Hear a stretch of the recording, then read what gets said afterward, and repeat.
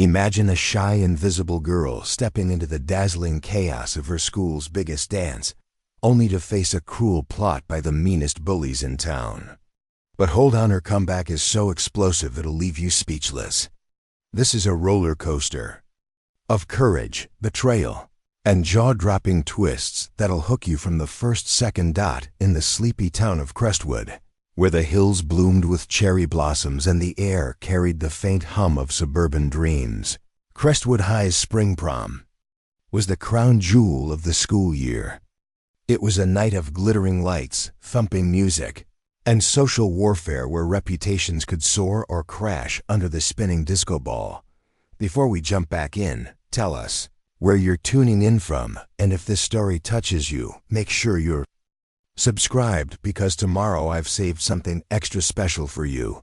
For 16-year-old Maya Tran, a sophomore with jet black hair, wire-rimmed glasses, and a wardrobe of oversized sweaters, the prom was a distant fantasy. Maya was a ghost in the crowded hallways, her soft voice drowned out by the chatter of her peers, her thoughts lost in ancient martial arts scrolls and philosophical texts about warrior codes. She wasn't unpopular, she was invisible, a fact she'd accepted long ago. But beneath her quiet exterior simmered a resilience nobody saw, a spark waiting for the right moment to burst into flame. This was the year Maya Tran would shock Crestwood High, rewriting her story in a blaze of courage and cunning that would echo for years. The trouble began 4 weeks before prom in the fluorescent glare of the school cafeteria, where the social hierarchy played out like a high-stakes chess game. At the top sat Taylor Jenkins, an 18-year-old senior with platinum blonde hair, emerald eyes, and a smile that could charm or cut, depending on her mood. Taylor was Queen Bee, flanked by her loyal court, Sophie Martin, whose eager-to-please nature masked deeper insecurities, and Lily Bennett, whose quick wit was as sharp as a blade. They ruled with an iron grip, deciding who was in and who was out.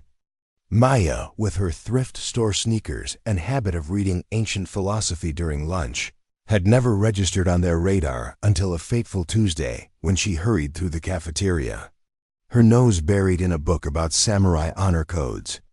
She collided with Taylor. A cascade of iced vanilla latte splashed across Taylor's pristine white designer blouse, and the room froze. Taylor's eyes narrowed, her voice a low hiss that cut through the sudden silence. "You clumsy nobody," she spat, her manicured fingers dripping with coffee. "You'll pay for this." Maya stammered an apology, her cheeks flaming, but Taylor's glare promised retribution. From that moment, Maya was no longer invisible. She was a target. The weeks that followed were a masterclass in psychological torture. Taylor and her clique unleashed a campaign of terror, each act designed to chip away at Maya's quiet resolve. Anonymous notes appeared in her locker, scrolled with insults like "sweater freak" and "loser girl." Her textbooks were swiped from her desk, only to reappear in the lost and found with pages torn out and crude drawings scrawled in the margins. In the hallways, Lily would accidentally bump her, sending her sketches fluttering to the floor, where Sophie would snap photos for her Instagram story, captioned, "Who even is this weirdo?"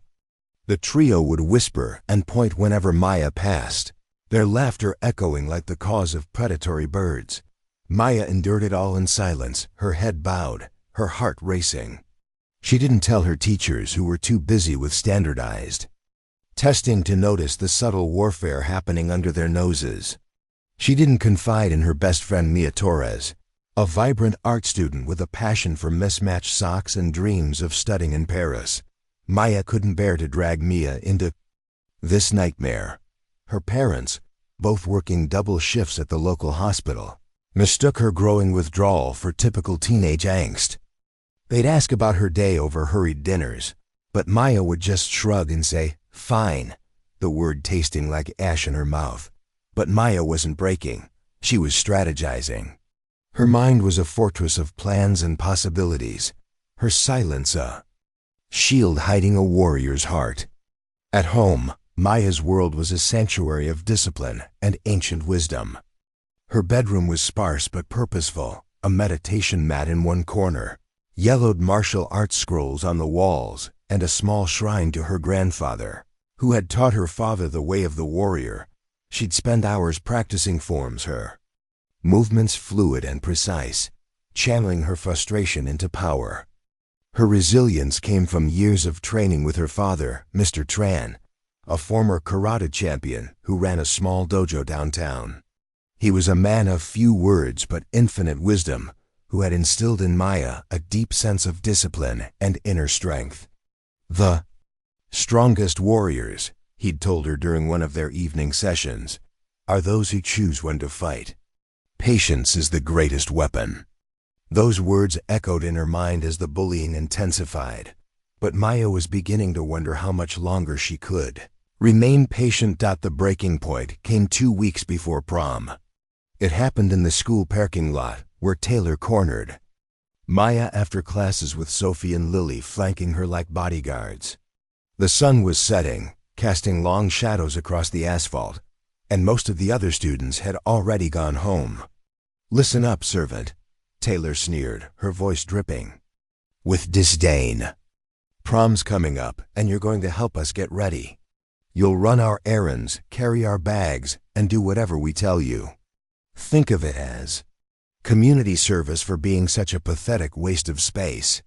Sophie shifted uncomfortably, her eyes darting away from Maya's face, but Lily laughed a cold, brittle sound that made Maya's blood boil. "And if you refuse," Taylor continued, stepping closer until Maya could smell her expensive perfume, "I'll make sure everyone knows what a pathetic loser you really are. I'll post those photos of you crying in the bathroom. I'll make your life a living hell, well, more of a hell than it already is." Maya stood there, silent as always, but something had shifted inside her. The careful control she'd maintained for weeks began to crack, and beneath it, something dangerous stirred.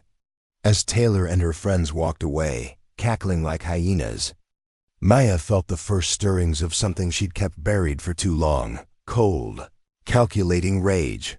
That night, Maya knelt in her room before her grandfather's shrine, her hands clasped in meditation. The old man's weathered face smiled down at her from the photograph, and she could almost hear his voice. "Patience, little dragon. The storm reveals its power only when the time is right." Maya opened her eyes, and for the first time in weeks, she smiled, a warrior's smile, sharp and dangerous and full of promise. The next morning, she found Mia in the art room, painting a canvas that exploded with colors, purples and golds swirling like a galaxy in motion. Mia looked up as Maya entered, her dark eyes immediately concerned. "Maya, what's wrong? You've been so distant lately, and you look different." Maya sat down beside her friend, her movements deliberate and controlled. "Mia, I need to tell you something. And then I need your help." She told Mia everything: the coffee incident, the weeks of torment, the demands that she serve as their personal assistant for prom. As she spoke, she watched her friend's expression shift from shock to anger to something else entirely: admiration. "You have a plan," Mia said. It wasn't a question. Maya nodded. "I need you to trust me. And I need you to help me show them what happens when you underestimate the quiet ones." Meanwhile, cracks were beginning to show in Taylor's perfect facade. Sophie, increasingly uncomfortable with the escalating cruelty, had begun to question their actions. During lunch, she watched Maya sitting alone, quietly eating her sandwich while reading a book about ancient warrior codes, and felt a pang of something she'd almost forgotten: guilt. "Don't you think we're being a little harsh?" Sophie ventured as Taylor reapplied her lip gloss in her compact mirror. Taylor's reflection went cold. "Harsh? Sophie, sweetie, this is how the world works. There are predators and prey, queens and servants. Which one do you want to be?" Sophie looked away, but the seed of doubt had been planted. She'd started to notice things: the way other students avoided their group, the whispered conversations that stopped when they approached, the way teachers looked at them with barely concealed disapproval. Maya, meanwhile, had begun to transform. Her movements became more fluid, more confident. She started arriving at school earlier, staying later, using the empty gymnasium to practice her forms. Mia watched in amazement as her shy friend began to emerge from her chrysalis like a butterfly with razor wings. "You're not just planning to confront them," Mia realized one afternoon as they sat in the art room. "You're planning to destroy them." Maya's smile was serene. "I'm planning to show them the truth. Sometimes the truth is more destructive than any weapon." They spent the following week preparing. Mia helped Maya gather evidence, screenshots of cruel social media posts, recordings of hallway conversations, testimonies from other victims who had been too afraid to speak up.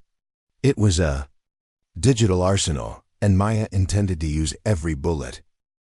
But the most important preparation was Maya's own training. She'd been studying martial arts since she was 6, but now she approached it with a new intensity. Her father noticed the change during their evening sessions. "You move differently now, little dragon," he observed as they finished their practice, "like a warrior preparing for battle." "Maybe I am," Maya replied, her voice steady. "Telling and preparing this story took us a lot of time, so if you are enjoying it, subscribe to our channel. It means a lot to us." Now back to the story. Mr. Tran studied his daughter's face, seeing something there that made his heart swell with pride and worry in equal measure. "Remember, the greatest victory is the one that requires no violence." "I know, Papa. Trust me." Prom night arrived like a storm on the horizon, beautiful and dangerous. The Crestwood High gymnasium had been transformed into an enchanted garden, with fairy lights twinkling like stars and elegant draping that made the space feel magical. Students arrived in a parade of tuxedos and gowns, their laughter and chatter filling the air with electric anticipation. Maya stood outside the gymnasium doors, her reflection caught in the glass. She wore a simple black dress that her father had bought for her, elegant in its simplicity, with clean lines that didn't restrict her movement. Her hair was pulled back in a sleek ponytail, and she'd traded her usual glasses for contacts. She looked different, confident, dangerous. Transformation was complete. The invisible girl was gone, replaced by someone who commanded attention without saying a word. Inside, Taylor held court in a stunning red gown that probably cost more than Maya's family made in a month. She was surrounded by admirers, her laugh ringing out over the music as she posed for countless photos. Sophie looked beautiful but uncomfortable in her pink dress, while Lily prowled the edges of the crowd like a predator in glittering silver. "There's our little servant," Taylor announced loudly as Maya entered, her voice carrying across the dance floor. "Right on time. I need you to go get me some punch, and then, no." The word hung in the air like a challenge.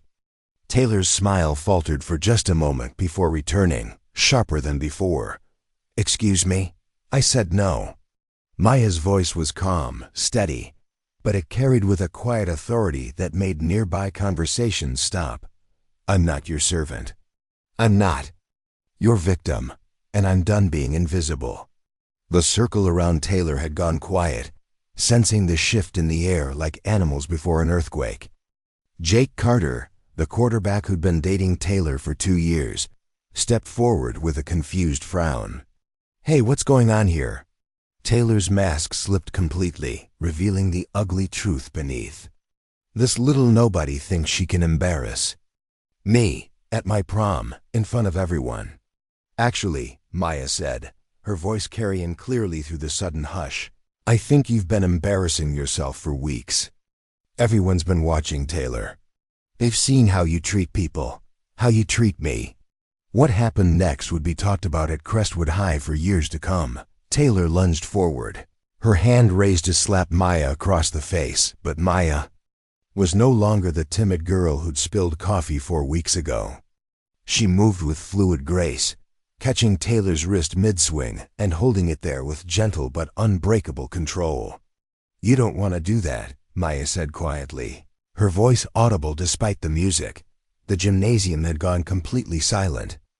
except for the soft background music that continued to play, oblivious to the drama unfolding on the dance floor. Students pulled out their phones, sensing that something extraordinary was about to happen. Taylor jerked her hand back, her face flushed with anger and embarrassment. "You think you're so special? You think anyone cares about some weird little freak who? Stop." The voice came from an unexpected source, Sophie, stepping forward with tears streaming down her face. "Just stop, Taylor, please. Sophie, what are you doing? Get back in line." "I'm done," Sophie said, her voice stronger now. "I'm done watching you hurt people. I'm done being part of this. I'm done being afraid of you." Lily moved to flank Taylor, her eyes glittering with malice. "You ungrateful little—" She never finished the sentence. Maya moved like water, flowing around Lily's grabbing hands and applying just enough pressure to a nerve point to make her gasp and step back, her arm tingling with numbness. "I studied martial arts for 12 years, Maya said conversationally, as if discussing the weather. "My father was a champion. My grandfather before him. We believe in discipline, in restraint, in only using our skills when absolutely necessary." She turned to face Taylor directly, and something in her eyes, something ancient and powerful, made the queen bee take an involuntary step backward. "You made it necessary." What followed was not violence, it was artistry. Maya moved through Taylor's remaining supporters like a dancer, never striking, never hurting, but demonstrating such complete control that everyone watching understood they were witnessing something extraordinary. When Lily tried to grab her from behind, Maya simply stepped aside and redirected her momentum, sending her stumbling into the refreshment table. When another of Taylor's friends attempted to intervene, Maya caught his wrist and applied gentle pressure that made him yelp and retreat. But the real devastation came when Maya pulled out her phone and connected it to the gymnasium sound system, a trick Mia had helped her plan. "You wanted everyone to see me humiliated," Maya said as images began to project on the large screen that had been set up for prom photos. "Let's talk about humiliation." The images that appeared were screenshot social media posts, text messages, private conversations that exposed the systematic cruelty Taylor and her friends had been inflicting not just on Maya, but on dozens of other students over the years. Mia had helped her gather them, reaching out to other victims who were all too willing to share their evidence. The crowd gasped as they saw the real Taylor Jenkins, not the charming queen bee, but a calculating predator who took pleasure in others' pain. Messages calling other students worthless, ugly, pathetic. Photos taken without permission and shared with cruel captions. A systematic campaign of psychological warfare that had destroyed lives and crushed spirits. "Turn it off!" Taylor shrieked, lunging for the equipment, but Maya was already there, blocking her path with embarrassing ease. "This is who you really are," Maya said, her voice carrying to every corner of the now silent gymnasium. "This is who you've always been, and now everyone can see it." The evidence kept coming: voice recordings of Taylor planning cruel pranks, screenshots of group chats where she organized campaigns of harassment, photos of students crying in bathroom stalls while her friends laughed. The aftermath was swift and decisive. Mr. Patterson, the principal, appeared with several teachers in tow, drawn by the commotion. But instead of the violent confrontation they'd expected, they found Maya standing calmly in the center of a circle of stunned students, while Taylor sat on the floor in her expensive red dress, tears streaming down her face. "What happened here?" Mr. Patterson demanded, his voice cutting through the tension. It was Jake Carter who answered, his voice filled with a mixture of awe and shame. Maya was defending herself. "Taylor's been bullying her for weeks. Bullying lots of people. We all saw it happening and did nothing." Sophie stepped forward, her voice shaking but determined. "I have evidence." More evidence. Text messages, photos, recordings. "Taylor made us all participate, but I kept copies of everything.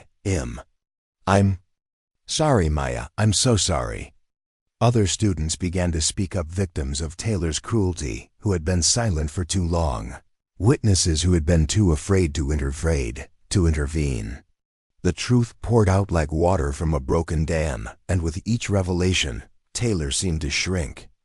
Smaller and smaller, Maya stood in the center of it all, no longer invisible, no longer silent.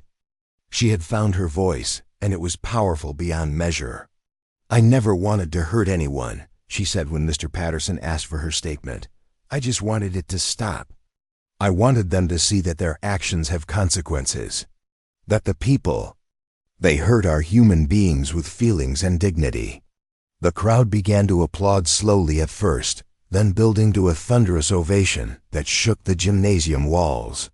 Maya had done what none of them had been brave enough to do. She had stood up to the monster, and Taylor was led away by school officials, her prom crown forgotten on the gymnasium floor. Lily followed, still dripping punch and seething with impotent rage.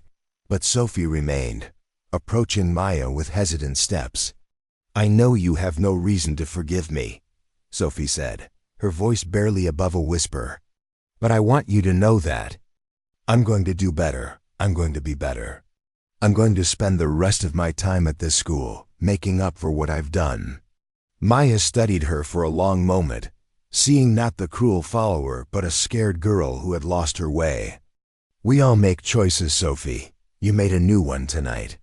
That's what matters." The rest of prom night passed in a blur of congratulations and conversations. Maya found herself surrounded by students who had never spoken to her before, some apologizing for their silence, others simply wanting to talk to the girl who had stood up to the school's biggest bully. Mia appeared at her side, beaming with pride. "You did it," she whispered. "You actually did it." "We did it," Maya corrected, squeezing her friend's hand. "I couldn't have done this without you."